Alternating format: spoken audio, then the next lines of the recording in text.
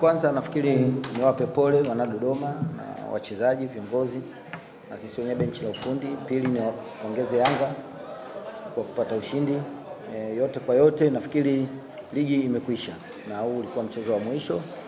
Nafikiri vijana wamejitahidi, game plan mwanzo ilikuwa nzuri, lakini nafikiri baadaye vijana wakashindwa kuhimili, kufanya makosa mengi, tumeweza kuadhibiwa. Kwa yote nafikiri niwapongeze walioweza kushinda mechi.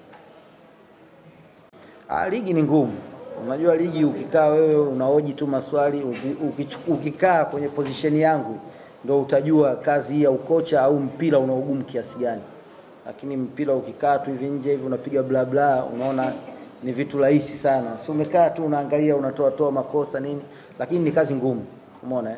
Kwa yote ndio maana nimekwambia kwanza tunashukuru kwa kuibakisha timu salama. Unaona eh? Timu ibakisha mechi karibia 4, lakini timu tayari ilikuwa iko salama. Unaona? Kwa hiyo na huu ndio msimu wa kwanza.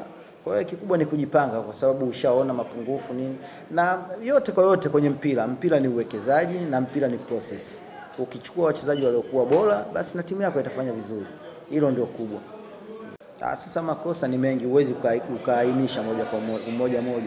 Lakini yote kwa sababu tumefungwa basi ilikuwa kuna mianya ya makosa. Ina maana tulikuwa tunawafaidisha wapinzani wetu, tunafanya makosa ambao wao wanayatumia. Hicho ndio kikubwa. Kikubwa tulikuwa tujafanikisha malengo yetu, lakini ligi imebaki iko salama, hilo nalo lengo pia. Malengo yalikuwa ni nini? Sasa malengo mimi na waajili wangu. Unaona? Mimi na waajili wangu ndio tunajua lengo nini. Kikubwa tumebaki kwenye ligi kuu. Basi ni jambo la kushukuru Mungu. Ukifungwa ina maana timu imefanya makosa. Unaona, imefanya makosa. Na maana kipindi cha kwanza tukifanya makosa mengi tuliadhibiwa goli moja.